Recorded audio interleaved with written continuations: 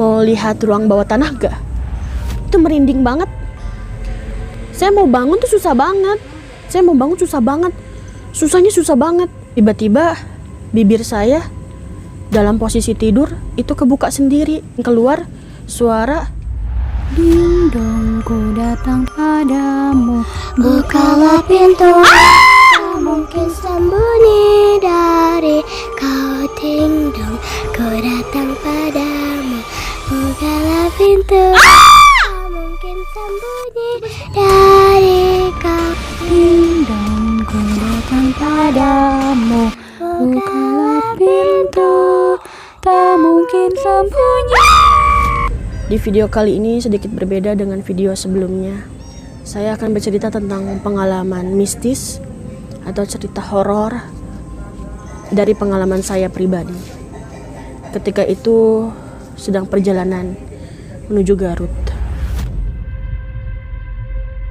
Ya, ketika itu saya mendapatkan undangan pernikahan menuju Garut. Bertuju berangkat ke Garut jam 10 malam.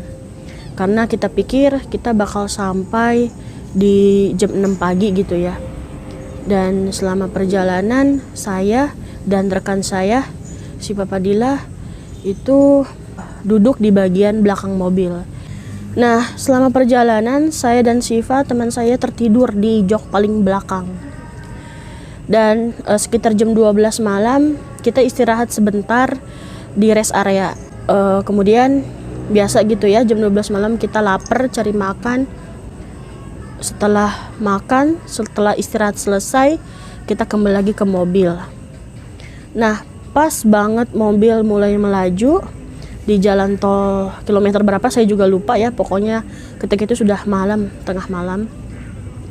Saya tuh iseng banget mulutnya. Saya ngomong sama teman saya di sebelah seperti ini. Ini mobil posisinya lagi melaju kencang di jalan tol ya. Posisinya itu kiri kanan hutan ya, menuju Garut. Kayaknya belum sampai Bandung deh, kalau nggak salah. Saya iseng ngomong gini, Sip, kamu heran nggak kalau ngelihat orang nyebrang malam-malam di tengah jalan tol? Karena kan kiri kanan itu hutan. Heran nggak, Sip? Aku sih berpikir harusnya teman aku jawabnya heran. Ya enggak lah, nggak mungkin, harusnya sih gitu. Tapi di sana aku tersontak kaget ketika teman aku jawab dengan santai. Dia bilang, enggak, soalnya tadi aku lihat orang nyebrang. Aku langsung shock gitu ya, langsung merinding gitu. Terus kata aku, nggak mungkin lah, ini kan kiri kanan kebon. Terus juga nggak boleh orang turun ataupun nyebrang di jalan tol. Nggak mungkin lah. Tadi bener aku lihat, kata temen aku. Tadi bener aku lihat orang nyebrang bapak-bapak pakai kemeja. Nggak mungkin, coba tanya supir, kata aku ya. Terus pas aku tanya supir bilang enggak. Sekejap hening. Nggak mau bahas itu lagi. Supaya fokus kali ya nyetirnya, mengingat itu di jalan tol dan pokoknya gimana ya, mungkin di kilometer berapa saya kurang tahu. Jam 6 pagi tiba di Garut sesuai dengan rencana. Kita siap-siap untuk kondangan ya. Ketemulah jam 7 pagi dengan calon pengantin ya, namanya Tri. Nama samaran ya. Biasa gitu ya, kita foto-foto dan belum akad nikah gitu, masih siap-siap. Lalu beberapa dari teman kampus saya menanyakan toilet. Tri, toilet di mana? Tuh ada tuh, lurus aja. Terus teman saya namanya Tri tahu kali ya, saya orangnya jahil banget gitu. Dia ngasih tahu saya gini tiba-tiba, Din, mau lihat ruang bawah tanah gak? Terus aku kaget ya, karena kan di lingkungan aku, di rumah aku nggak ada ruang bawah tanah, dan saya taunya ruang bawah tanah itu di TV aja. Terus saya langsung tanya ke si Tri, emang ada ruang bawah tanah? Ada. Mau lihat gak? Di mana? Itu tuh lurus aja deket WC. Dasar saya nakal, penasaran orangnya ya. Saya langsung ikuti aja teman saya yang menuju toilet. Kebetulan teman saya si Pak lagi mau ke toilet juga. Jadi ini posisinya toilet di sini. Nah terus pas banget menuju toilet itu ada tangga, tek tek tek tek, tangganya kecil gitu, kayu atau apa gitu saya lupa. Teman saya menuju toilet ngantri gitu ya, saya menuju bawah sendirian, gak ada yang ngikutin. Tadinya saya ajak teman-teman, tapi teman-teman gak ada yang ngikutin, stop di toilet itu. Karena saya cukup penasaran, saya turun tangga. Setelah saya selesai turun tangga, ada kamar dengan pintunya pendek banget, mungkin kurang dari setengah meter kali ya, pendek banget. Jadi kalau saya mau masuk tuh harus jongkok. Pas saya lihat ruang bawah tanahnya bersih banget ubinnya, terang, ada lampunya, luas banget. Saya makin penasaran, mau masuk. Pas saya mau begini gitu ya, saya langsung mundur, sadar gitu. Lah ngapain juga gue masuk? Mana nggak ada temen, ngapain juga buat apa gitu. Ya udah cukup lihat dari sini aja. Langsung saya naik lagi ke atas. Dan itu kenapa saya tersadar?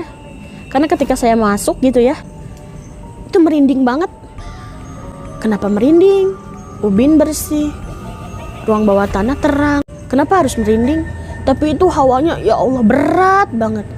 Merindingnya merinding banget, berat. Akhirnya saya buru-buru naik tangga lagi, dan itu kayak jauh banget gitu. Pas ketemu toilet tuh, padahal jaraknya gak jauh, tapi kok rasanya jauh. Setelah ketemu teman yang sedang mengantri toilet, saya langsung seneng banget. Berasa perjalanan jauh selesai. Langsung dah tuh saya bicara ke teman saya, calon pengantin si Tri. Tri, ya bener, ada ruang bawah tanah. Punya siapa? Punya kakek katanya. Oh iya. Udah tuh saya mengikuti acara ya, acara pernikahannya dari mulai akad nikah sampai jam 12 siang. Kita memutuskan untuk pulang karena takut di perjalanan macet kalau tambah sore. Sampai di Depok itu sekitar jam 10 lagi, alhamdulillah. Terus teman saya yang bernama Saras itu dia ngomong gini, Din, aku numpang nginep ya. Kebetulan memang rumahnya agak jauh dari pinggir jalan pas turun mobil gitu ya. Oh yaudah, ayo nginep.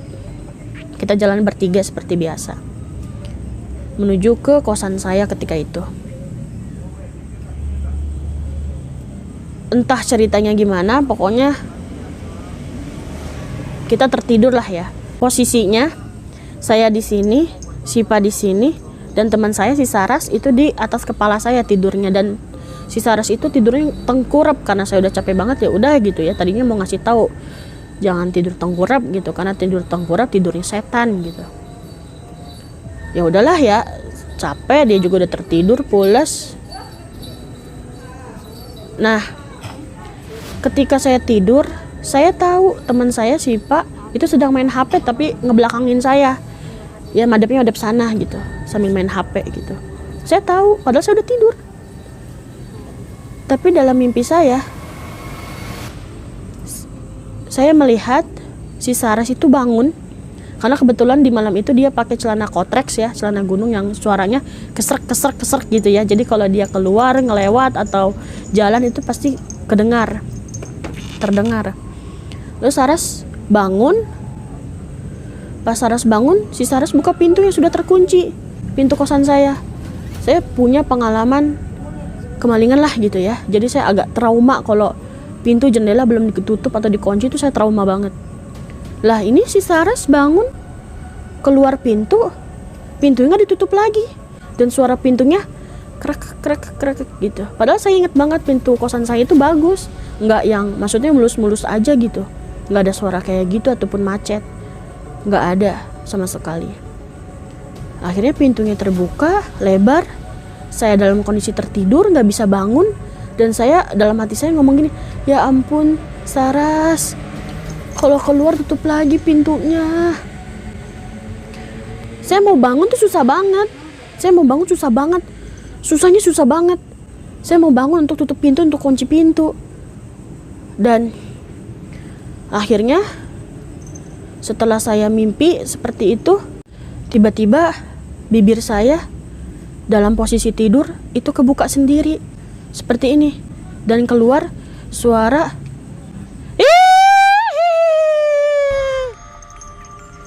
terus sontak saya kaget karena saya dibangunin oleh Sifat, teman saya yang lagi tidur di samping. Ih Dina, ngigo terus. Terus kata aku, kan aku bangun ya, itu bukan aku. Benar, itu bukan aku, itu bukan aku. Al-Musurat. Maksudnya tuh cepat setel murotal atau Al-Musurat gitu ya. Karena itu hawanya emang merinding banget. Ternyata si Saras itu masih ada, lagi tidur, dan tidurnya masih tengkurap. Lah, dalam hati saya, tadi saya mimpi, kok mimpinya terlihat nyata. Si Saras itu keluar, pintunya dibuka, enggak ditutup lagi. Dan dalam hati saya, tolong tutup lagi, takut kosan saya ini kemalingan. Tapi susah banget untuk saya bangun. Dan tahu-taunya bibir saya ada yang buka, ada yang menggerakkan dengan sendirinya, ya seperti ini. Dan keluar suara nyaring, melengking, menggelegar gitu ya, seperti ini. Dan itu bukan suara saya kenal itu bukan suara saya. Nah itu lebih panjang menurut kesaksian teman saya Siva yang tidur di samping saya.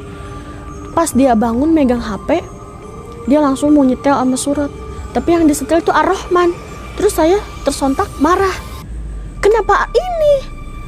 Terus kata teman saya, lah ini kan Ar-Rahman juga Al-Quran, kenapa nggak boleh? Ketika itu saya merasa emosi, marah banget.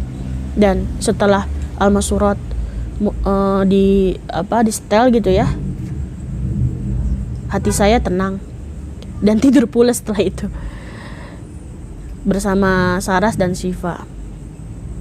Menurut teman-teman, itu suara ketawa melengking panjang perempuan yang keluar dari bibir aku gitu ya, seenaknya pakai bibir aku, tubuh aku.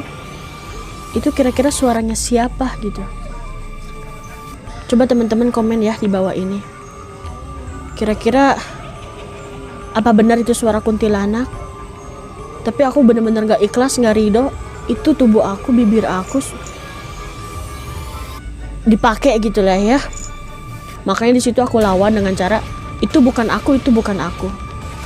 Gitu. Salah satu cara aku menguatkan diri lah, dan meyakinkan bahwa itu memang bukan aku. Nggak mungkin gitu. Dan aku nggak ridho banget tuh suara itu keluar dari siapa dia gitu, nggak sopan lah. Yang kedua, aku mau nanya sama teman-teman, kira-kira suara itu atau cewek itu apa yang di jalan tol ke bawah sampai Depok, yang pas pergi ke Garut terus dia ikut lagi ke Depok, atau dia yang di ruang bawah tanah?